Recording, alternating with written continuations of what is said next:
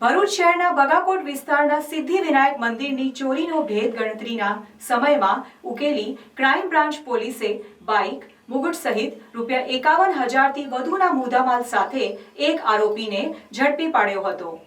ભરૂચ જિલ્લા પોલીસ અધિક્ષક મયુર ચાવડાએ જિલ્લામાં મિલકત સંબંધી ચોરીઓના ગુના બનતા અટકાવવા તથા વણશોધાયેલ ગુનાઓ શોધી કાઢવા સૂચના આપેલ। જે સૂચનાના આધારે LCB incharge police inspector MM રાઠોડના માર્ગદર્શન મુજબ મિલકત સંબંધી ગુનાઓ શોધી કાઢવા ભરૂચ લોકલ ક્રાઇમ બ્રાન્ચની અલગ અલગ ટીમો બનાવી જરૂરી એક્શન પ્લાન તૈયાર કરી સઘન પ્રયત્નો હાથ ધરવામાં આવેલ। જેના ભાગરૂપે ભરૂચ LCBના PSIPM વાણાની ટીમ ભરૂચ શહેરમાં પેટ્રોલિંગમાં હતી દરમિયાન હ્યુમન ઇન્ટેલિજન્સથી બાતમી મળેલ કે CCTV ફૂટેજમાં દેખાતી મોટરસાયકલ સાથે CCTV ફૂટેજના વર્ણનવાળો શકમંદ ઇસમ રોયલ ઇનફિલ્ડ થંડરબોલ્ટ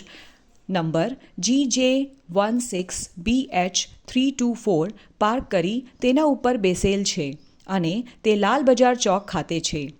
જે મુજબની બાતમીના આધારે તૌસીફ ગુલામ મોહમ્મદ શેખ રહે ધોબીવાડ રજા મસ્જિદ પાસે ભટિયારવાડ લાલ બજાર ચોકથી મોટરસાયકલ સાથે ઝડપી લઈ તેને LCB કચેરી ભરૂચ ખાતે લાવી સઘન પૂછપરછ કરતા આરોપી ભાંગી પડેલ અને કેફિયત આપેલ કે આજથી 2 દિવસ અગાઉ બપોરના સમયે ભાગાકોટમાં આવેલ સિદ્ધિવિનાયકના મંદિરમાંથી ચોરી કરેલ। આરોપી પાસેથી કુલ મુગટ, બાઇક સહિત ₹51,500નો મુદ્દામાલ જપ્ત કરી આરોપી વિરુદ્ધ ક્રિમિનલ પ્રોસિજર કોડની સલંગ કલમ મુજબ કાયદેસર કાર્યવાહી કરી ભરૂચ શહેર A ડિવિઝન પોલીસને સોંપવામાં આવેલ છે।